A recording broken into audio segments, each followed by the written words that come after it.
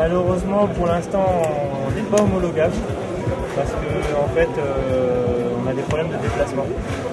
Donc on essaie de résoudre ça et on espère être homologué assez rapidement.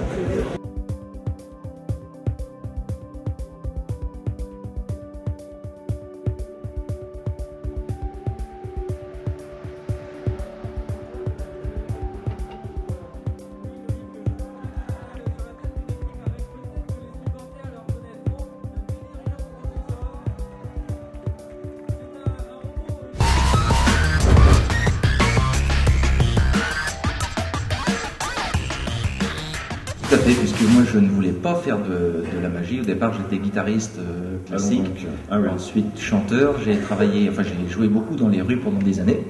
Je jouais 6 mois, je faisais une saison d'été comme saltimbanque de rue, les gens donnaient ce qu'ils voulaient.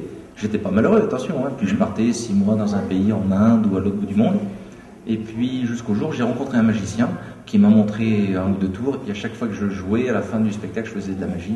Et lorsque j'ai accepté de faire vraiment de la magie, ma carrière vraiment s'est épanouie. En tant que magicien, c'est que vous ne savez pas où je veux en venir et vous ne savez pas comment ça va se finir. Donc on a une porte de sortie qui peut être autre, par exemple.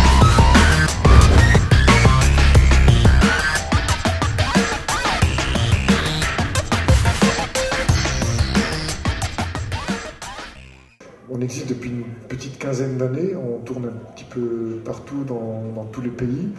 Notre truc, c'est d'utiliser les percussions comme une espèce de langage universel.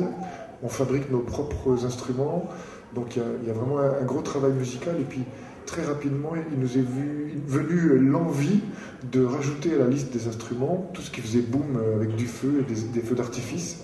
Et puis c'est devenu une sorte de spécialité puisque tous les musiciens qui seront ce soir sur la scène sont là en ce moment en train de monter des artifices.